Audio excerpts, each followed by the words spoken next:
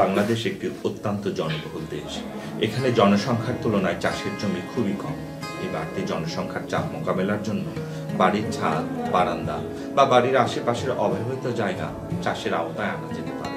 এ লক্ষ্যে 2006 সাল থেকে বাংলাদেশ কৃষি গবেষণা ইনস্টিটিউটের উদ্যান তত্ত্ব গবেষণা কেন্দ্রে সবজি বিভাগ হাইড্রোপনিক পদ্ধতিতে নিয়ন্ত্রিত পরিবেশে পানিতে গাছের অত্যাবশ্যকীয় খাদ্য উপাদান সরবরাহ করে ফসল উৎপাদন করার প্রযুক্তির উপর কাজ করে আসছে। হাইড্রোপনিক পদ্ধতিতে ফসল উৎপাদনের সুবিধা অনেক। হাইড্রোপনিক পদ্ধতিতে আবাদি জমির প্রয়োজন হয় না, যে কোনো ফাঁকা জায়গায় ফসল চাষ করা যায়। এই পদ্ধতিতে চাষাবাদে আলাদা সার ও সেচ প্রয়োগের দরকার নেই। নিয়ন্ত্রিত পরিবেশে চাষ করা যায় বিধায় কীটপতঙ্গের আক্রমণ অনেক কম হয়। ঘরের বারান্দা বা ঘরের ভিতরে বালতি কিংবা টবে ফুল ও সবজি চাষ করে মনের খোরাক মেটানো সম্ভব। হাইড্রোপনিক পদ্ধতিতে চারা উৎপাদন অত্যন্ত গুরুত্বপূর্ণ। চারা উৎপাদনের জন্য স্পঞ্জ ব্লক অথবা নারিকেল আঁশের গুঁড়া ব্যবহার করা যেতে পারে। হাইড্রোপনিক পদ্ধতিতে ফসল উৎপাদনের জন্য স্টিলের ট্রে, প্লাস্টিকের বালতি, অব্যবহৃত প্লাস্টিকের বোতল ইত্যাদি ব্যবহার করা যায়। নির্বাচিত ট্রে বা বালতির পাত্রে গাছের প্রয়োজনীয় খাদ্য উপাদান সমূহ 2:1 অনুপাতে, অর্থাৎ প্রতি 100 লিটার পানিতে 2 লিটার দ্রবণ বা খাদ্য উপাদান মিশিয়ে ট্রে বা বালতিতে নিয়ে তার উপরে একটি কর্কশিট বা শোলা স্থাপন করতে হবে।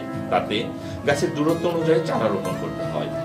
সাধারণত সঞ্চালন ও সঞ্চালনবিহীন উভয় পদ্ধতিতে চাষাবাদ করা যায়। চারা গাছের বৃদ্ধির সাথে সাথে খাদ্যের প্রয়োজনীয়তা বৃদ্ধি পায়।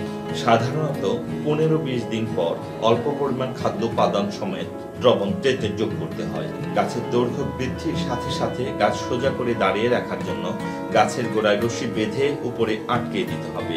হাইড্রোপনিক পদ্ধতিতে বাড়ি এ পর্যন্ত সাফল্যজনকভাবে 14টি ফসল উৎপাদন প্রযুক্তি উদ্ভাবন করেছে। সবজির মধ্যে টমেটো, ক্যাপসিকাম, শসা, করলা, লেটুস, ঢেঁড়স, ফুলকপি, বাঁধাকপি, ব্রোকলি ও পুদিনা।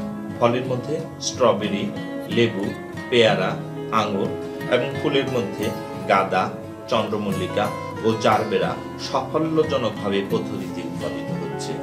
সাধারণত হরাইজন্টাল বা আনুভূমিকভাবে চাষের জমি কমে যাচ্ছে। সেক্ষেত্রে ভার্টিক্যাল বা উল্লম্বভাবে স্বল্প খরচে বিভিন্ন স্তরে একই জমিতে একই সময় এক ফসলের পরিবর্তে 4 থেকে 5টি ফসল চাষ করা যায়। বাড়ির ছাদে বা খোলা জায়গায় কাঠের বাক্স, প্লাস্টিকের বালতি, অব্যবহৃত প্লাস্টিকের বোতল বা প্লাস্টিকের বস্তা ইত্যাদিতে কোকো ডাস্ট বা নারিকেলের ছোবড়া দিয়ে বিভিন্ন রকম সবজি চাষাবাদ করা সম্ভব।